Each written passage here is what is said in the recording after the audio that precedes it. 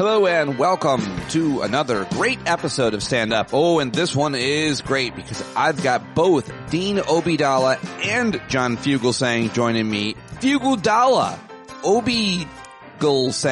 Yeah, that's what we're doing on today's show. I think you're going to love it. Both of them join me at about 31 minutes into today's show. But before that, like most days here on the Daily Podcast, I've got headlines and news clips. So let's get after it because yesterday was a very busy day. Remember, I can't do any of this without your support. Thank you to all the new subscribers that have signed up recently. And thanks to all of you who have been with me from the start. I appreciate it more than I could possibly express. And I am very excited to see you out in Las Vegas at PODJAM. I just got confirmation. We got confirmation at last night's hangout that all four ladies of The Hue are going to join us in Las Vegas for a very special conversation. We'll tape a conversation out there and party with them as well. So that's very, very exciting. And yet another reason why you should get your tickets now to PODJAM in Las Vegas, March 28th to 30th. The link to buy the tickets are in the show notes. Learn more about it, and thank you very much for joining us at last night's hangout. Another benefit of membership, and anytime on the Discord platform, and I hope to see you on Thursday night to talk more about everything. But we had a great conversation last night, lots of laughs as well.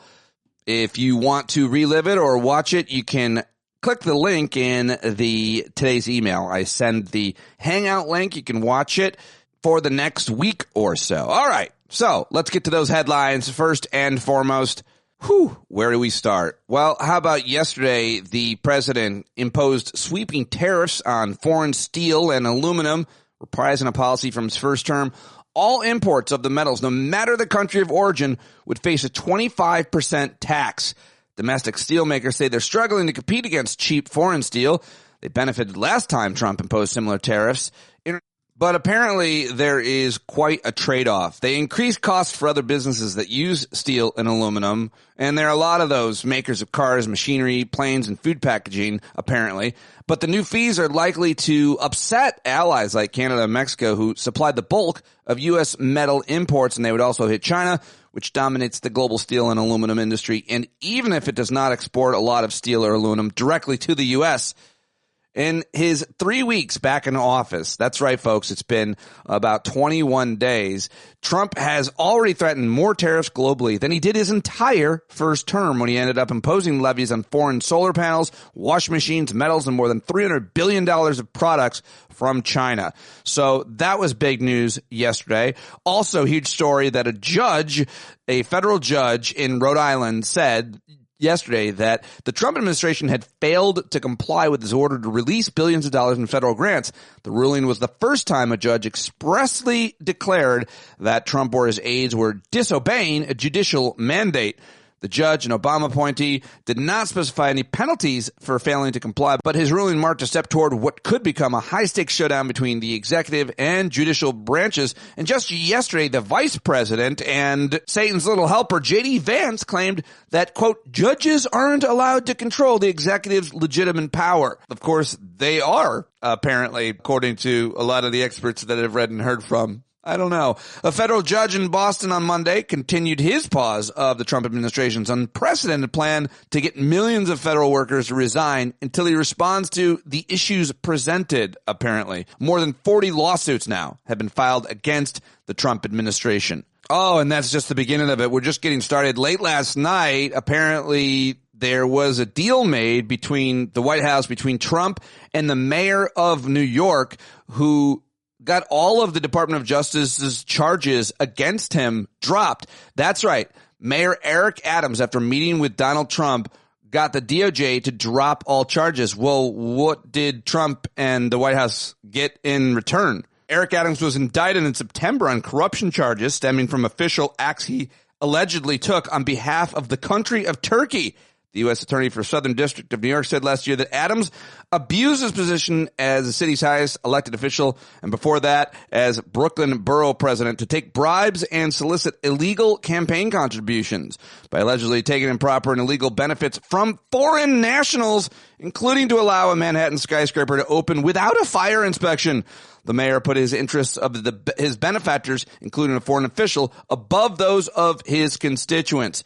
Well, Mayor Adams traveled to Mar-a-Lago last month to meet with the president, then president-elect, made quite clear, his willingness to work with the president-elect and incoming administration on behalf of, quote, New Yorkers, and that the partnership with the federal government is critical to New York's success, apparently his spokesman said at the time. And there's a lot more details of that story to dig into, but I've got a lot more stories as well. So let's get to what I've got next here, which is that apparently Hamas has halted hostage releases until further notice. A spokesman for Hamas said yesterday the group had indefinitely postponed the release of Israeli hostages who were set to be freed from Gaza this weekend. They blamed the delay on Israel's government, which it accused of violating the ceasefire deal. Both sides have accused each other of violating the truce. And then the president of the United States came out last night, that's right, Trump, and threatened Hamas by saying that all bets are off for Gaza. If hostages are not freed by Saturday at noon, all hell is going to break loose. So there you go. That is something to watch and a terrifying threat.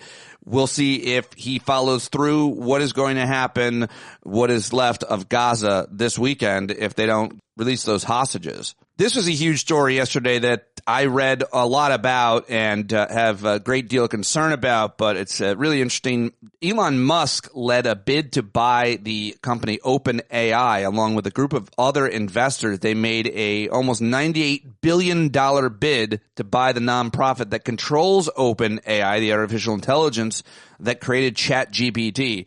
OpenAI declined the comment, but Sam Altman, the company's chief executive, posted a response on social media. No, thank you, but we will buy Twitter for $9.74 billion if you want.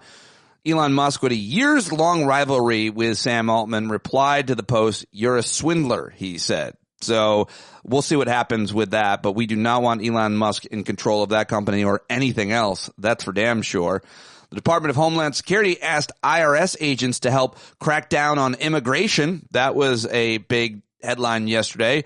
In Greece, at least 13,000 of Santorini's 15,000 residents have left in the past week, unnerved by frequent earthquakes. In New York City, 3 men were convicted of murder for drugging and robbing patrons of gay bars and clubs and luring them to their deaths. In France, a man was convicted of drugging his wife and inviting strangers to rape her, which is a huge case in France and around the world.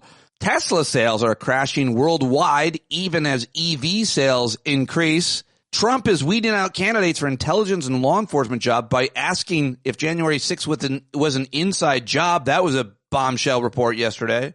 Pete Hegseth renamed the military base to Fort Bragg, after, of course, Confederate General Braxton Bragg, who was not a good guy, to say the least. And apparently PBS caved to Trump and ousted their DEI staffers.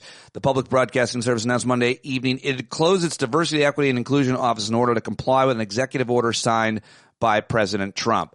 Those are the headlines that I've gathered for you from yesterday. Oh, I forgot one. Google Maps officially changed the name of the Gulf of Mexico to the Gulf of America on Monday weeks after the company said it would do so in compliance with an executive order also signed by the president. So there you have it. Those are your news headlines from yesterday. And speaking of DEI, let's get to those audio clips because I'm going to lead off with a guy named Brian Fretwell, who's a speaker and a business consultant and an author, a really interesting guy who has worked on DEI for years.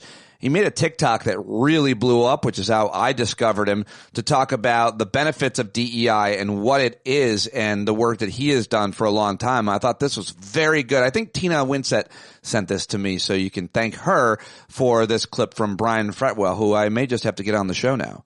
Somebody told me today that there is a watch list for people who have taught DEI, and I just wanted to volunteer to put myself on the top of that list because of what I've asked people to do in the past. Now, I've taught DEI at mining companies and oil and gas facilities, refineries, and power companies, and I've had a front row seat on what the uncomfortable DEI conversations can do for people.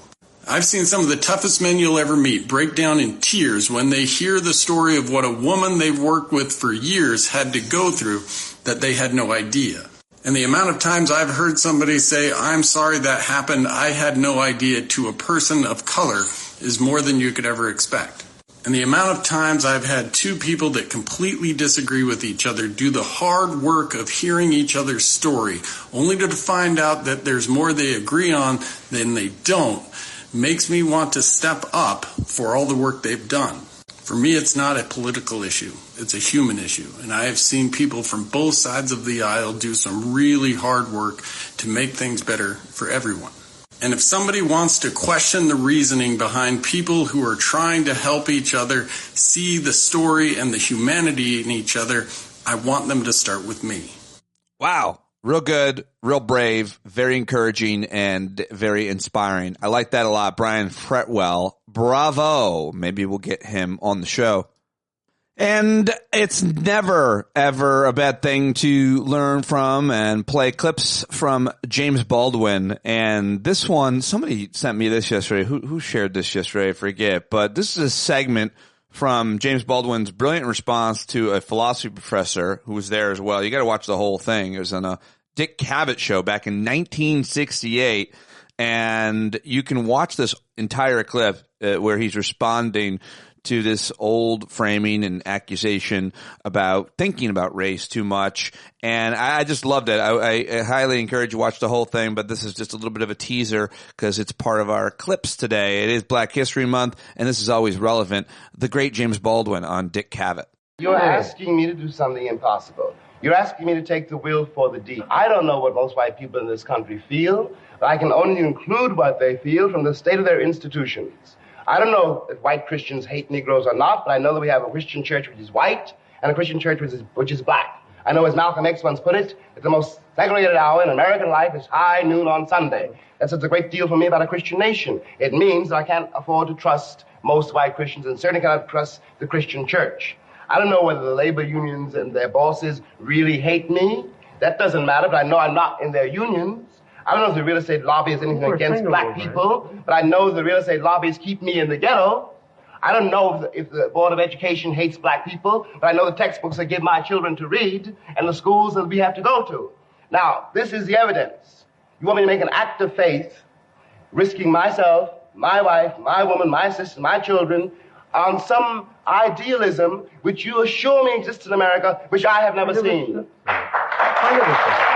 Wow. We watched the whole thing. It's so good, and so relevant, unfortunately. All right, now let's come back to today where we are on a knife's edge, a razor's edge, the side of a cliff, hanging there by our fingers, if the metaphor is about the rule of law, holding on to it. Yesterday, Norm Eisen was on MSNBC, and Norm is a lawyer, and he was co-counsel for the House Judiciary Committee's first impeachment of Trump back in 2020, author of a whole bunch of books, board chair at Citizens for Responsibility and Ethics in Washington. That's Crew. And he is part of one of the organizations that is suing the administration, and they're having a lot of success. And here's his very optimistic view of the rule of law holding up on MSNBC yesterday. Former special counsel and special assistant to President Obama. He was also an advisor to the impeachment managers during Trump's first impeachment. Norm, it's good to have you with us. What's your reaction to what we're hearing from the president and the vice president about how they see their executive powers? Anna, I don't think the courts or the American people are going to let the vice president, the president, Mr. Musk, who's an administration official, who's also suggested that the courts may not need to be followed or judges may need to be unlawfully removed. He said that in one of his tweets earlier today. I don't think they're going to get away with that. What you're seeing is a shock and awe assault on the foundations of our democracy with all of these unconstitutional and illegal actions, and a responding shock and awe by my group and our allies and many others, going to court and securing these orders, stopping them. I won orders last week, the very first case, locking Mr. Musk out of the Treasury Department. He has no right to look at that data. tying the hands of the president, the attorney general, and others who want to reveal the identity of 6,000 FBI agents. They don't have any legal right to do that under the Privacy Act and otherwise. We're in court this morning arguing that Donald Trump's birthright citizenship, rewriting the Constitution, he gets to pick and choose who are citizens of the United States. No, we're in a courtroom right now with our allies fighting that, and we filed a brief on behalf of Anna, almost 24 conservatives.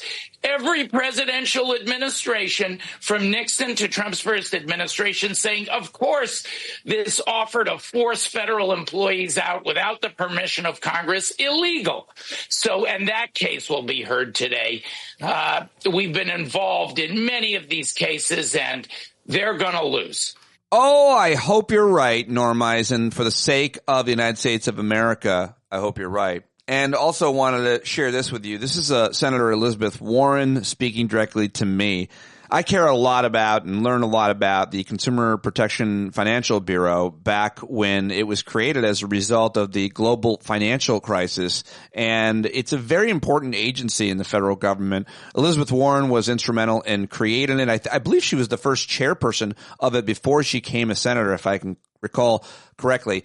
Anyway, I thought this is really good, her warning about trying to cut it, and there's a lot of talk about this yesterday. Very important issue because that agency does a lot of important work. Here she is. If you have a bank account or a credit card or a mortgage or a student loan, this is code red. I am ringing the alarm bell. Elon Musk and the guy who wrote Project 2025, Russ Vought, are trying to kill the Consumer Financial Protection Bureau. If they succeed, CEOs and Wall Street will once again be free to trick, trap, and cheat you. The CFPB is the little agency working to shut down scams and fraud on payment apps like Zelle and PayPal and Cash App. It's the agency that steps in when the big bank trips up and repossesses your car. It's the agency that's working to cut those crazy fees that banks and credit card companies bury down in the fine print, and then you got to pay for them. Already,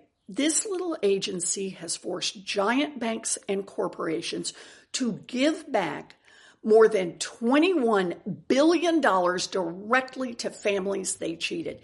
And that includes hundreds of millions of dollars back for veterans who got cheated by predatory lenders. So why are these two guys trying to gut the CFPB? Not rocket science. Trump campaigned on helping working people, but now that he's in charge, this is the payoff to the rich guys who invested in his campaign and who want to cheat families and not have anybody around to stop them. Yeah, it's another scam. After the 2008 financial crash and the big bank bailout, Congress created the CFPB to protect people from getting swindled. For years, Republicans have tried and tried again to repeal it in Congress, and they have failed every single time. Congress built the CFPB, and no one other than Congress, not the president, not Musk, not Vought, can shut it down. There is power in fighting back. Power. We will not let up in Congress or the courts until we win this fight. So please, call your representative and most of all, get the word out. We are here to fight for the little agency that fights for us. All right. There you go. Elizabeth Warren on the Consumer Financial Protection Bureau. And very, very important. I'll continue to pay a lot of attention to that because it matters so much what that agency does. The budget director, Trump's budget director, Russ Vought, announced here today they're going to eliminate the Consumer Financial Protection Act by starving the agency, the CFPB, of any funding. And before that, Elon Musk posted on X, "Rip CFPB" with a gravestone emoji. And then the CFPB's website was also taken down.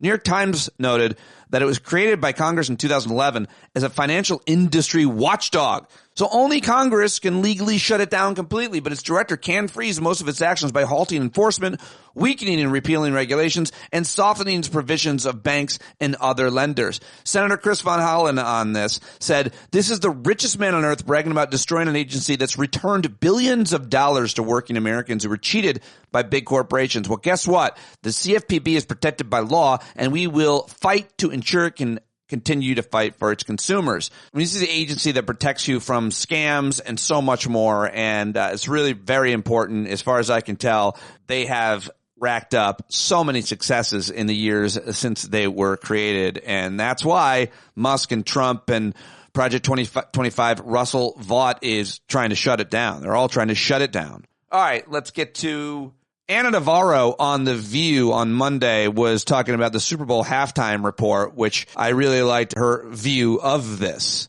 Yes. What about you, Anna? Okay, well, I don't do sports. I don't do football, so I wasn't watching the game. But listen, I think today Donald Trump is going to sign an executive order banning black people from halftime. Because you remember last week we were talking about whether the NFL was capitulating to Trump by removing the term "end racism" from the end zone. Yeah. Boy, did they not capitulate to Trump. When I saw Samuel L. Jackson dressed as a black Uncle Sam introducing Kendrick Lamar, who then had like an entire formation of all black people making a U.S. flag. Listen, this much I know. All the black people on my feed were like, ooh, this is blackity black black. And all the racists who somehow get in, man, were they hopping mad. So if the racists are mad, I am happy as a clam. Huge celebration of New Orleans, and you can't celebrate New Orleans without celebrating black culture. Yeah. Welcome to Black History Month, you all. Sonny? All right, Ana Navarro on The View yesterday. I thought that was pretty great. All right, now let's get to George Conway on MSNBC. Unfortunately, you have to hear Joe Scarborough's voice for a few moments here, but I thought this was an interesting response. Should have played it earlier when I played Norm Eisen, but here it is. Remarkable that these people went to law school. But I want you to just talk just in general, and we're going to go through, again, just to show all the times Joe Biden's executive orders were either enjoined or overturned. But this happens, right? Presidents do executive orders at the beginning of the term, not to this degree, not pushing the boundaries as much perhaps as President Trump has done. But this happens. There are challenges. Some things get through. Some things don't. But you don't have a vice president. I guess Spiro Agnew probably did. But you don't have a vice president going out there going, oh, the court can't do this. They can't stop our legitimate power when, of course, again, the Supreme Court determines what the executive branch's legitimate powers are and what they are not. And it has been that way for 240 years, has it not? Yeah, absolutely. And, J.D. Vance is an embarrassment to the law school that I attended. But the fact of the matter is he's telling us something that we should have already known. And last week I said it. They are not going to obey court orders. They have decided that they are going to push the boundaries on executive power by basically infringing on the Article 1 power of Congress. And they are violating they're writing the Constitution, the text of the Constitution in the birthright citizenship issue. They are violating the text of statutes by having DOJ run around and do all the things that have been doing these executive orders. There's no reason that this government that has decided not to obey the laws and the Constitution of the United States is going to obey a court order. And as you know, Joe, having practiced law, there's really only one way that courts can enforce their orders when somebody is being contumacious and refusing to obey an order. And that's to send the U.S. Marshals out to take somebody in and to hold them in contempt or to otherwise enforce court orders. Well, who does the U.S. Marshals Service work for? The U.S. Marshals Service is part of the United States Department of Justice. It reports to Donald J. Trump. And what's going to happen here, mark my words, is that at some point, they are going to basically tell the United States Marshal Service, do not enforce any of these orders. We will not obey them, and you are not to enforce them. And once that happens, I hope it doesn't happen, but I know in my heart that it will. Our 236-year experiment in the federal rule of law, in democratic self-governance for the United States of America, in American constitutionalism, is essentially over. All right, George Conway on MSNBC. That guy's got to live in a good amount of fear, I'm guessing. What do you think? I don't know. So I think that's pretty brave of people like him going on MSNBC and continuing, because he's got to be a top target. I also love Keith Boykin. I think he should win awards for this piece that he does on the streets all over the country. It's called In These Streets, and he does these commentaries set to music, but they've also always have like stats and historical perspective, and just the way he does it, I think, is so good. You got to watch them. They're even better to watch than listen to. But this is Keith Boykin's latest, and it is a barn burner as usual. It's about 3 minutes, but I still wanted to share all of it with you. In a year that has been defined by racism, the Super Bowl offered a Black history moment of resistance. But a few critics complained this has nothing to do with Black history, and we need to stop singing and dancing, and Kendrick's music was divisive, and Serena celebrated gang culture. Let's start with Black history. Kendrick Lamar, a Pulitzer Prize-winning artist who just won Record of the Year and Song of the Year at the Grammys, invoking Gil Scott-Heron as he announced the revolution about to be televised? That's Black history. Serena Williams, a 7-time Wimbledon champion, considered the greatest female tennis player in history, on stage with her fellow Compton native at the Super Bowl. That's Black history. And Jalen Hurts, the 26-year-old Black quarterback with an all-women management team behind him in an anti-DEI era, beating the other Black quarterback who was married to a Trump MAGA supporter. That's also Black history. Now to the singing and dancing. Music and dancing played critically subversive roles in Black history, from Africa to slavery to segregation, allowing us to communicate with one another by code that could not be detected by the colonizers. Artistic expression also gave us a platform to mock and ridicule our oppressors as we entertained them. Others complain that Kendrick's song, Not Like Us, attacks another Black man. But as Brittany Patrick Cunningham noted, Drake is actually just a proxy for people who steal from the culture. And a few complain that Serena Williams' Crip Walk was offensive for celebrating gang culture. I hate to break it to you, but all of American patriotism is a celebration of gang culture. Our country was founded by violent gangs of lawless white people who committed genocide against the indigenous people so that you could rest comfortably in your suburban home on stolen land and watch this video on a cell phone made by a company that once subcontracted its manufacturing process to a Chinese sweatshop. For Serena, the Crip Walk acknowledges her upbringing in Compton.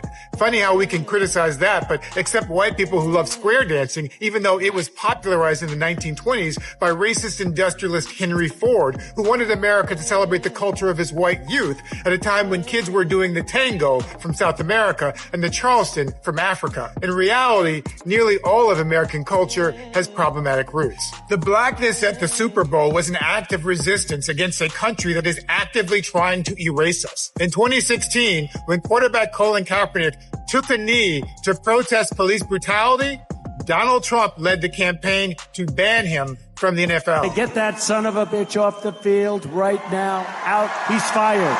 Now in 2025, we have two Black Super Bowl quarterbacks, John Baptiste singing the national anthem, Lettucey singing the Black national anthem, Trombone Shorty playing America the Beautiful, and Kendrick Lamar, SZA, Samuel Jackson, and Serena Williams in an all-Black Super Bowl halftime show on a stage with a red, white, and blue American flag made out of Black people. And the winning team, the Philadelphia Eagles, will bring the Lombardi Trophy to the same city where Trump tried to throw out hundreds of thousands of Black votes in the 2020 election. That's why so many of us cheered. It was not just an FU to the racist in chief in the suites. It was a celebration of Blackness in a time of adversity. Now, I still have issues with the NFL, but our Blackness was an act of defiance in the face of white supremacy and fascism. Jalen Hurts did not bend his knee to the man who pushed out another Black quarterback from the NFL for taking a knee, like Jesse Owens at the 1936 Olympics in Berlin.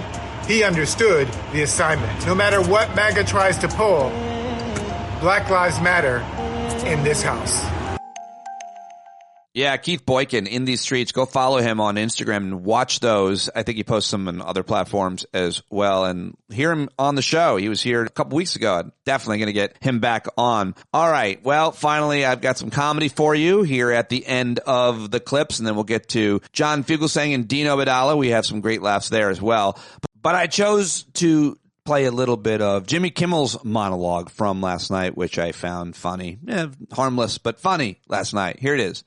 Wow, what a game that wasn't yesterday, huh? The game was boring, but I have to say the food at my house was I ate so much yesterday. I had a turkey, I had part of a cow, I had chicken in both wing and fried form, I had lamb and a pig. I ate all the animals on Old MacDonald's farm.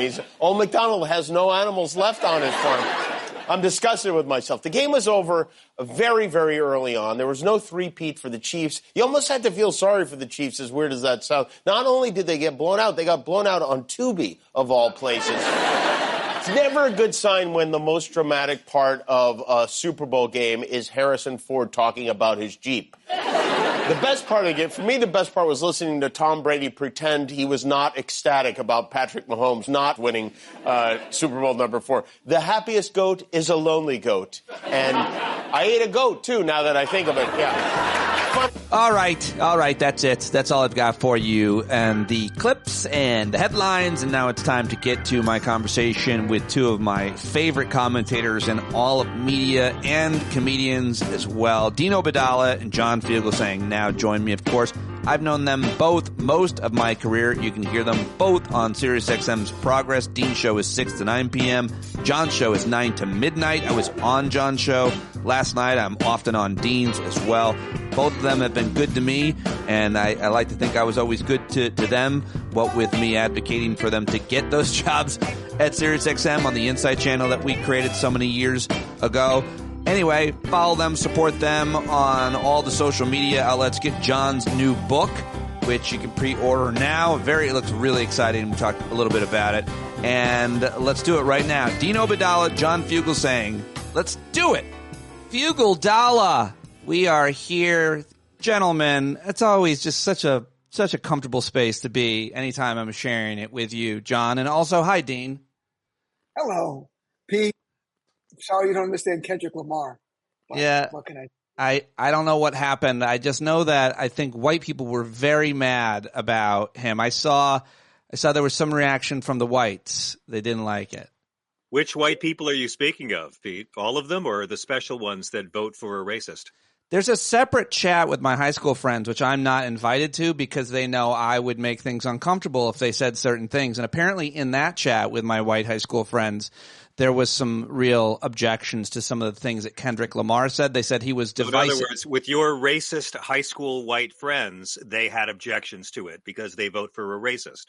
Yes, I think so. I don't know exactly what happened, but that's my guess. Yeah. What were they so mad? What were they so Charlie Kirk was upset. Charlie Kirk was upset. Oh, no. Charlie Kirk he posted, "This is not my taste in music," which was just code.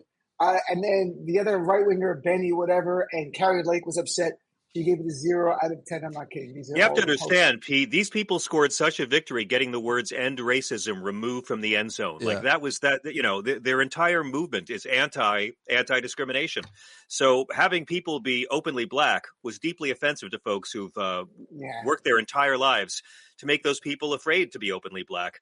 All I can say is make racists embarrassed again, because we are in a golden age and they're all doing it now. They're coming out and saying, we don't have to be nice anymore. We can make racist posts anymore. America voted on this.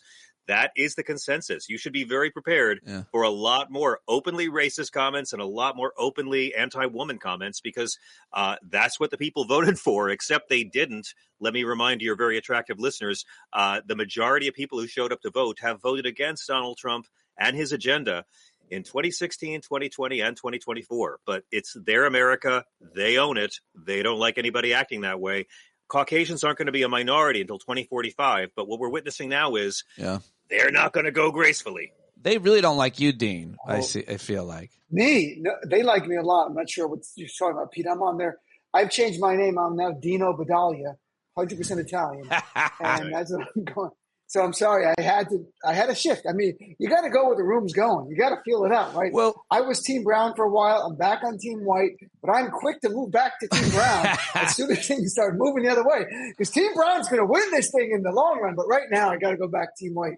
So I don't know what you guys are about, but this is a DEI show. I don't like it. Yeah, So, I thought I was white enough, but now on Twitter they found a way around that. I'm called Jew about 2 to 3 times a day on Twitter. Wow. Every day as an epithet, I am called Jew. But I do feel guilt over it. So I feel as a Catholic, I'm honoring both faith traditions. That's really interesting that they would call you that. I wonder what that's about. Yeah. Maybe it's your face. Yeah. I don't wonder what that's about. I don't think so. By the way, was I supposed to wear a black turtleneck type? Yes. Turtleneck? John is dressed as Steve Jobs, and I look like his assistant. And you guys are like cat burglars from some Dean's not like us. Movie. Dean's not like us. Dean's I'm not like us. You guys are going to break into the museum after this? You're not. You're not one of us, I think, is the issue. You and Sean Connery and Catherine Zeta-Jones are going to dance over laser. I invited you to mime school, Dean. Only Pete came. You didn't even answer the email. You could have come with us and learned how to do the box. I didn't know. I like words too much. I'm a word guy. I can't help it. No.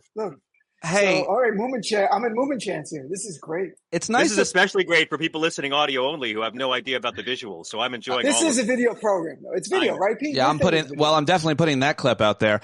Okay, so I feel like the next time we see each other, we're all going to be together in a camp somewhere. They apparently a federal court rejected the Trump administration from sending 3 people to the camp they've now rebuilt, I guess, in Guantanamo Bay. Also, I guess they can send you. They haven't rebuilt it. No, they have not rebuilt it. It's falling apart. It's mildewed, and they can only have a couple hundred people maximum there. And I don't know. None of it's paid for, Pete. None of the camp that we're all going to be in hasn't been paid for yet. None of it's paid for. I don't know if they're going to torture them, but I'm told that they're already playing Dean's stand-up act in some of the cells. Dean, your response to the camps and the torture? First of all, I have cousins in the camps right now, and it's not nice. We've talked about it. They want better food. The movies are really bad. There's old movies from the 90s. Look, I don't know if we're going to be put in camps, but I will say that the first group of people Hitler put in the concentration camps were his political opponents and dissidents. So within the first few months, 27,000 put in by July, and he got into power in January. So if you like history, you might be worried about that because that's where this goes. A couple people have asked me if I'm concerned about my work, my program, my speech. And I said, I mean, I think that most independent, much less smaller shows maybe that aren't the top shows that don't have the most money are not being looked at as much. I mean, you understand, you see the strategy around suing CBS and ABC and Facebook and getting them to bend at a knee. You both work at SiriusXM. I work nowhere in a room. But do you feel any pressure? Are you worried about any censorship in any way being at that big company or just anywhere else that both of you appear? John? No, none. Dean? I'm going to be suing you after the show, Pete. Oh. Just so you feel good about it. But if they get to Pete, then we're in a camp. Me and John have been in exile. We're in a pirate ship somewhere. If they go like, all right, now we're going for Pete Dominic, you know how far down the list that is? There are people with 2 strings in a cup. Or a string in 2 cups, all right? If they come. All they have to do is make an example of one big name, Brian Tyler Cohen, one big independent media person, and then the rest of us scramble who don't work in a company. Can you get insurance to protect yourself? Will anybody give you insurance? Do you want to go? And self-censorship is the dictator's greatest friend. We all know that. You make an example of a few. And the concern is, do you not do that investigative reporting? Do you not go press as hard? Very subtle thing, even subconscious. Yeah. That's the bigger concern. The guy with the string and 2 cans has a fantastic time slot, by the way. I'm just staying alive to wait for his time slot to open up. Well, they're so luckily that they're bad, but they're not always very, very good at what they do. So some of them are so dumb. When they do come for me, they're going to come looking at the SiriusXM studio that I used to sit in that you guys now occupy. So I think I win in the end, I think. Steve Bannon sat in the same studio, so I think that. Hey, did Steve Bannon take down Elon Musk? He said he was going to, and I feel like maybe he didn't. Not yet. I'm rooting for Bannon. If we're allowed, you don't want to get into Kendrick Lamar and Drake, Justin Baldoni and Blake Lively. Let's get into at least Bannon versus Musk. Can we at least do that? I'm always so shocked when amoral, racist narcissists don't get along with each other. You know, you'd think they'd click. You'd think, like, put a couple of toxic narcissists in the same room and they'll immediately gel and work together and realize that we have to be. But so far, not happening. I'm so glad that'll never happen with Donald Trump and Elon Musk, and that these two particular toxic narcissist millionaire at birth apartheid brats will continue. I mean, look, these people are all going to turn on each other. That's inevitable. Oh, yeah. We know they're all going to turn on each other. They all turned on each other when it looked like they were in danger of being held responsible for their crimes the last time. So, I mean, look, we are it's a 15-round boxing match of Rocky in this rematch, and we're still in the first minute of the first round of the 15 rounds. Okay, folks. Yeah. So, like, we're still in the part where Stallone is getting his face pummeled in, usually for the first 3 rounds, but he doesn't go down. That's the part of the movie we're at right now. So I'm not going to stick my head in the oven quite just yet. It's very early in this process. There is an incredible amount of resistance already taking form. It is different this time. It is evolving, and it's a bit harder. But I have complete faith in the awfulness of these people and their agenda, and the fact that, you know, this is how it's always been. I'm not shocked that he won, because in my lifetime, the only time Democrats have gotten the White House has been after Republicans have burned the House down. I've never seen a Democrat get in when times were good. Jimmy Carter got in because of Watergate. Clinton got in because of 12 years of trickle-down collapsed. Obama got in because Bush was the worst president of all time. He got reelected not too long ago. Yeah, and then Biden got in because Trump was the worst president. I mean, start thinking about 2026 and 2028, because it's going to change. It's not going to be this way forever. And I'd like to believe that we'll have people mindful of the kind of legislation we need to keep the empire from coming back as the first order when it's really the same fascist bunch of freaks. Wow, a 2 movie reference commentary. That's very good. Dean, I'm here to alienate all the women. Here to alienate all the women. Dean, do you agree with the metaphors, the movies, the way that John is putting it? He seems to be optimistic about our ability to have a midterm election, much less another presidential election. I think that what John just said is why I am, like, very on the edge of going back to Team Brown at any moment. Because right. It could swing back. You have to be flexible and fluid. You got to be willing to move. There are Democrats who campaigned for Biden and now on right-wing radio and right-wing TV saying how bad Democrats are. Those people are really amazing. So if you want to know what's going to end with Elon Musk, Google Rasputin. Rasputin, everybody. That's how it ends, because it's not the rank and file. It's the jealous noblemen around the king, the czar, in the case of Tsar Nicholas, Donald Trump, who come after him. And Bannon is the beginning of that, where then Bannon invites Musk over and serves him cakes filled with poison, and then they shoot him in the face and tie him up and beat him up and throw him in the river. That's how it goes down. I mean, we're not Putin's America until oligarchs are being thrown out of windows. So I'm still, waiting for that moment to come. But yeah, and we're also in a race to see what's going to happen. The effects of the ketamine on Elon's nervous system versus the 7 inches of plaque that encased Donald Trump's heart. These are not well men, and it's not going to end well for either one of them. There is no scenario where they are good guys in history books of the future. And that's the thing to remember. Historians of the future aren't going to be beguiled by Donald Trump's racist bullshit and rallies. Historians of the future are going to tell the truth about this. I hope dumb people of the future won't know anything about it, because dumb people of the future won't be defending Donald Trump. His place in the history books is going to be written by the historians, because dumb people of the future won't care, because dumb people now don't care about history, and that's why Donald Trump is president. We got to take a step back from this. It's awful. It's going to be bad. A lot of people are going to be hurt, but they're going to need strong, decent people, and everyone who's feeling overwhelmed, find someone who's more overwhelmed than you and be strong for them, because we're going to get through this if we can do it together. So if they need strong, decent people, John, what are you doing? I'm just here to tell jokes for the strong, decent people. That's really it. I'm here to amuse and entertain and try to encourage the strong, decent people in their strength and decency, as those are 2 categories I lack. But dick jokes I can help with. What do you guys think of all the imperialism or the threats that Trump is making? Because sometimes people will say, I'm of 2 minds of this. Like, he's talking about Greenland. He's talking about Panama Canal, making Canada the 51st state, and owning Gaza. Those are distracting. Oh, he's a shrewd negotiator. He's a shrewd negotiator. That's all it is, a negotiating tactic, Pete. Those are Sorry, all. That's my impression of the New York Times. Go on, please. Oh, I didn't. I'd like to hear some more of your New York Times. He's such a thrud. He's got a strategy here. It seems insane, but he's savvy negotiator.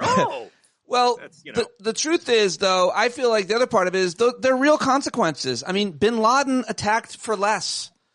I mean, he was mad at Bin Laden attacked for exactly what he's doing right now. I mean, Donald Trump figured out a way to have a two-state solution, Israel and the United States side by side. He did it. If you're tired of those angry Palestinians taking it out on the Israelis via terrorism, get ready for them to leave the Israelis alone and take it out on us. Because I've got a picture of Andrew Jackson in his office, has now pitched the most obscene international border-crossing trail of tears that Jordan doesn't like, that Saudi Arabia doesn't like, that Egypt doesn't like, and the folks in Palestine who've been fighting Israel, trying to kill him, aren't going to take too kindly to Donald Trump trying to displace him. And they're not going to take too kindly to all of us because it's being done in our name. Yeah, Canadians... I'm Palestinian, so I think... They're okay with me. Yeah, that's how it works. Oh, I didn't know that. It's astonishingly stupid. The world is shocked at how stupid it is, and our media, which is afraid of using the word lie, they still got to use words like prevarication or falsehood or whopper. They're going to go along with it and accuse it of being a negotiating tactic. It is insane. It is diabolical. And I'm thrilled that Al Green was the first Democrat to introduce articles of impeachment. I want to see a different Democrat introduce more doomed articles of impeachment every week. We laughed at the Republicans a dozen years ago when they were trying to have repeal votes against Obamacare every week. We thought, the folly, it's not going to lead to anything. But they were messaging constantly that they were resisting President Obama's agenda and his efforts to get health care to poor people. They consolidated their base with a message and they fundraised off it like fiends. Take a page out of the evil Tea Party book and introduce new articles of impeachment, if for no other reason than to galvanize support and let historians of the future know that we were objecting every step of the way. Dean, you're Palestinian. I was surprised and impressed to see you out there at halftime with the Palestinian flag at the Super Bowl. But it's also the Sudan flag, so let's not forget I had both flags. That was impressive that you made it to the show. Make up your mind. So, go ahead. What is your reaction to the "it's all talk"? I mean, the Canadians who are against each other are apparently more unified than they've been in a lifetime against us. And what about the Palestinian reaction, the Muslim reaction? The Arab world doesn't like this much either, or most people who don't like invading other countries. Look, I mean, Trump is bringing people together to hate America, which is kind of remarkable. It's unlike anything you've ever seen. He's a uniter. Look, I'm not sure what's going to happen with Gaza. We will see. If they're going, Trump said no U.S. troops. So if Israel, through their military, is going to ethnically cleanse 2 million people, we will see a massive buildup. In fact, in reality, today, the Israeli military has been pulling out of northern Gaza in compliance with the ceasefire agreement. So there's one thing, there's talk. Look at actions. If you start seeing the Israeli military again building around Gaza and we're going to get rid of all the Christians and Muslims in Gaza and make it a Jewish-only land, I think you're going to see more of the world get upset. I don't really think Netanyahu thinks that is a good idea. I think on the far right in Israel, they've talked about this for years. They talk about getting rid of my family in the West Bank, ethnically cleansing the Christians and Muslims in the West Bank, making it Jewish-only land. That's the goal of the far right in Israel. That's not mainstream Israeli. It's not certainly mainstream Judaism, but that's the far right. So exactly right. Look with the threats to Canada and Greenland, which is part of Denmark. These are threats to NATO allies. I'm not sure what the end game is, other than get NATO to have to fight us because of the charter. And or weaken and dismantle NATO, making NATO member nations more vulnerable to imperialist invasion that white American and conservative bro dudes will never criticize. They all pretend they're anti-war now. The people who belittled us for being against their last war all pretend they're anti-war. They're not. They're not at all. They are totally in favor of war, as long as it's a large nation waging war on a weaker country, because none of these anti-war Republican frauds will ever criticize Vladimir Putin's rape and slaughter in Ukraine. And I promise I'll be funny after this, but these people make me want to flip the table. And to your point, Dean, you think there's going to be any Arab soldiers who will ever help participate in forcibly removing Palestinians from Gaza, they will not have any cooperation. Those Palestinians are not going to move, and there will not be any soldiers from any Muslim nations who will forcibly move them. So if they really want to steal this land and build hotels, because it's not safe for you, but it's safe for Jared to build, it's going to rely on American troops forcibly dragging families from their homes in front of cameras. This is what Putin wants. This is what China wants. This is what their vassals are serving up in D.C. Vassals. That was the word. I could say bitches if you want, but I know your audience. I don't like that word. I don't like that word. But Pete, by the way, with today, if you saw what Trump said in the Bret Baier interview, he said last night, and they're releasing more of it about Canada. It's no different than the way Putin justified the war against Ukraine. It's filled with lies. He said, we're tired of paying them $200 billion. We're not paying Canada $200 billion. That number's made up. We give them about 20 or 30 million in foreign aid for our own benefit. The rest of it is trade deficit while protecting, and he's just making up lies. The thing he's most trying to get his base on board to attack, to take over Canada, our northern ally. One of our closest allies, one of the founding nations of NATO is Canada. And we're going to go and attack it. And you wonder how many Americans would be on board. I think on paper, there might be some. If they have to send them, you send the MAGA people, you make them stop listening to Joe Rogan and make them go fight a war. I don't know how many are really how about that? But they have to go do that. By the way, the Pentagon is having a real hard trouble with recruitment right now because 75% of Americans between 17 and 24 are medically not fit to be brought into the armed forces. 3 out of 4 people are, for whatever reason, different reasons, medically not able to join the armed forces right now. And if they kick out all the gay and trans people out of the Navy alone, they're only going to be left with one ship. That's right. Everybody who's not white is your DEI. Everybody of color is DEI. Right. And non-white people. What a military we're going to have. We're going to have like a bunch of guys who just play video games, out of shape, bitter and angry in defending our nation. They're not going to do it because I don't see them doing it. You have to have a draft. But even there's a lot of Canadians who apparently are very, conservative, pro-MAGA. They love Trump. They love all the things that Americans love, and it's true of other countries too. They're racist Canadians, yes. But they're racist, but they're like religious. Our kind of religion. They like. No. You're not. You can't be a Christian and be a racist. I hear you. You. Be a blaspheming fucking liar and be a racist, and that's what MAGA has. I agree with you, but they're also. There's nothing Christ-like about the MAGA movement. You cannot follow Trump and Jesus. I have a book coming out about this later, so it's sort of my thing. But I can't let these guys get away with calling themselves that word. I'm sorry, Pete. Go ahead. No doubt about it. I agree with you. But I'm saying these Canadians that are very similar to American MAGA, I think even they are like, whoa, hey, wait, we don't want to be American. They're still prideful of their version of Canada, what they love about Canada. Yeah. So I think it's important. I'm sure Donald Trump will get their consent before he does anything. Yeah. He won't lay a hand on it without getting consent first. That's who he is. Everybody loves it. Don't you? Everything he says, everybody loves it. Everyone I've talked to loves it. Listen, when you're a star, you can grab them by the provinces. They let you do it. He would never fuck Alberta. It's not his type. But I gotta Alberta say, wouldn't fuck him on his best day, sister. Well, I think they might. Here's the thing about Alberta. I got nothing. But I do wonder if either of you are hearing from, like, I always have this question that the fever breaks when something directly affects you, when you're not getting your check. So there's all this stuff on TikTok and everywhere now about farmers losing money, contracts, and so on as a result of USAID, which Elon Musk doesn't realize how bad this is going to be for MAGA. He doesn't care about it. He's not thinking about it. And I wonder if you guys... They don't need MAGA anymore. Like, they don't need the Christians anymore. They're attacking Lutherans and the Catholics. And that J.D. Vance got everybody to feel sorry for the Catholic bishops in this century. Not easy to do. But do you think that those people connect the dots and say, the reason I'm not getting my check, my benefits, anything is as a result of Donald Trump and Elon Musk? Does the fever ever break? That's up to Democrats. Democrats have to do that. Democrats have to make that message stick. They can't just hope people are going to get it. Immigrants and trans children are why eggs are so. I heard this on Tucker Carlson and Hannity. It's immigrants and trans children who want to play sports. That's the cause of all my problems. That's what we can't even get eggs where I live. We have no eggs. Trader Joe's has no eggs. It's crazy over here. I'm not kidding. It's a black market for eggs. Everybody compares this, and you know what? You know why they're going up now? bird flu. You'd think these Christians would notice every time they elect Caligula, God sends a new plague. I mean, it's not me, it's God doing it. But it's Old Testament come to life. This is kind of fun. Election, people keep comparing this to 2016. It's got nothing to do with 2016. This is the 2004 election.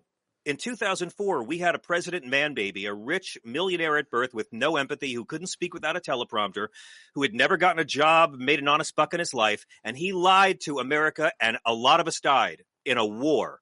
And the body bags were coming home, and there were no WMDs, and America reelected him anyway. That was what this election was. Holy shit, you people know how corrupt and evil he is, but you Caucasians voted for his lies anyway? To me, it's as dark as 2004 was, and we know how popular that president was when he finally left. You're exactly right, Peter. It's 1 degree of empathy.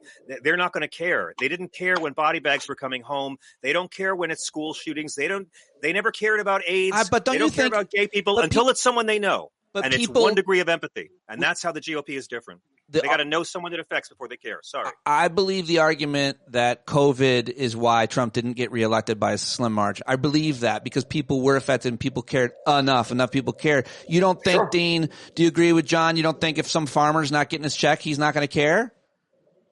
I think that specific farmer would, but how many? We're not having an election until 2026 at best. 2025, we have some elections in governor for Virginia and New Jersey. Right. But, John, you're missing it. You know who lost this election? The reason Trump won is because of about 20,000 Arab and Muslims in Michigan. That's who won all 7 battleground states. Don't you get it? My favorite people? Yeah, let's talk about that. It's because it's white liberals and white moderates keep telling me it's the Arab and Muslims' fault. I'm like, but only almost 60% of white people voted for Trump. Why is it 20,000 of the black and the brown and Muslims in Michigan? We don't even in the other states. Why you can only blame it all on 38% of white men? You can blame it all on white people. No, okay. but they don't want to have that conversation. It's so funny how they're like, it was all your fault. I'm like, I don't think you're seeing the numbers. It's not all the fault of them, but it's also the fault of third-party purity test white liberals, the guys who are way too pure to vote for Kamala Harris, who I only agree with on like 85% of shit. So no way am I going to compromise my vote. And that's how it happens. Jill Stein's nowhere to be seen right now. She's gone back underground with the cicadas until there's another presidential election and she'll surface again. But that's it. But look, I'm being sarcastic. This idea of But Dean, I'm sorry. I got to say, for the Muslims in Dearborn, God bless them. I love them. But if they thought they were going to do better with the guy who wanted a Muslim ban, and that's why they didn't vote for Kamala Harris because they didn't do enough for Gaza, I hope they enjoy. No, but I understand. You can criticize all you want, but the idea that I see white people blaming them for losing when it was white people, if they got their white friends to vote for, well, Harris, it's an easy. By 1% more. It takes a village of idiots to elect Trump. It takes a village of idiots. It took a lot of people, right? A lot of people, and I think that pointing fingers at different demographic parts of our coalition is a losing strategy. It just drives more people. I agree with you completely. By the way, my whole show is just me playing Jimmy Carter between the liberals and the moderates and the leftists and the Democrats because, God damn it, the only man alive who can unify all these factions of the left is Donald Trump. And I predict he will have them all on the same team by the end of the month. You're right. I agree. My new show, Finger Pointing, actually is launching next week, so we might want to.